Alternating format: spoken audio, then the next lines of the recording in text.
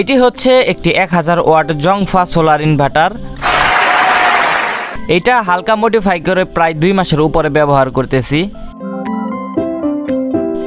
এটা ব্যবহার করে আমি কি রকম সার্ভিস পাচ্ছি, এটাই কত ওয়াট পর্যন্ত লোড দিতে পারি এবং এটার প্রাইসটা কত পড়ছিল, A to Z জানতে পারবেন এই ভিডিওর মাধ্যমে। তো গাইস, আমরা বাড়তে বেশি কথা বাড়াবো না, ভিডিওটি শুরু করে দিব।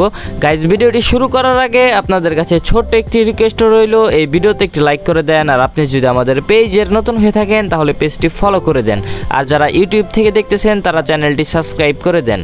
তো এখানে দেখতে পারতেছেন ম্যাক্স 10 এম্পিয়ারে কিন্তু এটা ব্যাটারি চার্জ করতে পারবে। এর মানে আপনারা বড় ব্যাটারিও কিন্তু ব্যবহার করতে পারবেন।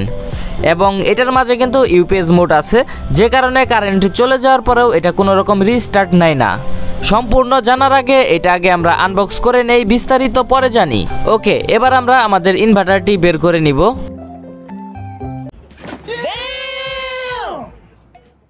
কি ভাবছেন স্ক্যাম হয়ে গেছে? না, এই হলো আমাদের ইনভার্টারটি।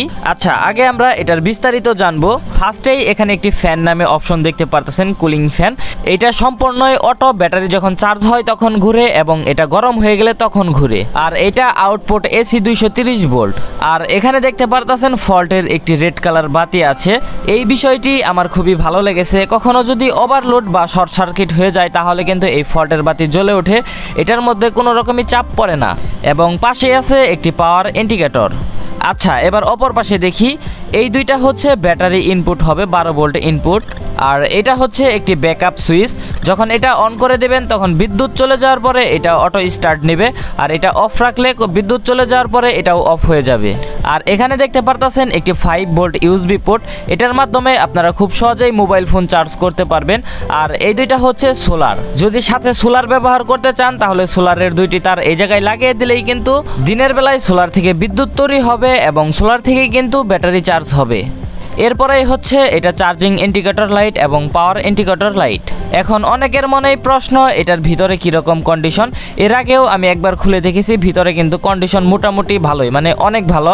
এটা পুরোটাই সার্কিট, 2টি ট্রান্সফরমার এবং 8টি মোসফেট দিয়ে এটা তৈরি।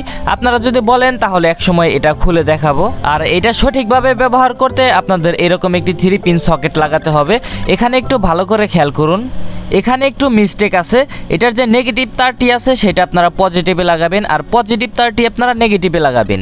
পাওয়ার মিটার দিয়ে চেক করে দেখলাম এটা কোম্পানি থেকেই এরকম করে তৈরি করা, নেগেটিভের জায়গায় পজিটিভ লাগানো আর পজিটিভের জায়গায় নেগেটিভ লাগানো। এটা আপনারা ঘুরিয়ে দিলেই হয়ে যাবে।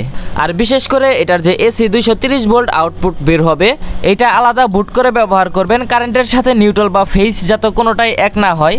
ফ্যান বা লাইট আপনারা যেটাই ব্যবহার করেন, ফেজ নিউট্রাল কিন্তু দুটোই এটাই থেকেই আউটপুট নিতে হবে। আর এটার লোড ক্যাপাসিটি হচ্ছে 500 ওয়াট। 500 ওয়াটের উপরে আপনারা কখনো ব্যবহার করবেন না, তাহলে এটা লং টাইম ব্যবহার করতে পারবেন। আর এটার প্রাইস হচ্ছে মাত্র 3000 টাকা। এটার কেনার লিঙ্ক থাকবে এই ভিডিওর কমেন্ট বক্সে। এটার সিস্টেম দেখেই বোঝা যাচ্ছে এটা আমি কতদিন ধরে ব্যবহার করি। আসলে এটা 2-3 মাসের উপরেই আমি ব্যবহার করি, সঠিক মনে নাই। যাই হোক, এবার আমরা ব্যাটারির কেবল দুটো নেগেটিভ এবং পজিটিভ দেখে লাগিয়ে নিব।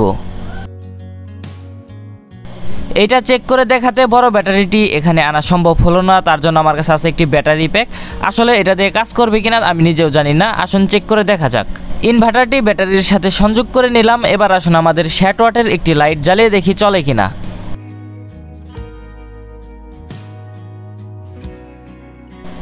এই ছোট্ট ব্যাটারি দিয়ে এটা জ্বলতে মোটেও প্রস্তুত নয়, আপনারা দেখতেই পারতেছেন। বড় ব্যাটারি লাগিয়ে এটার থেকেও আরো বড় লাইট 100 ওয়াটের 5টাও কিন্তু জ্বালানো যাবে।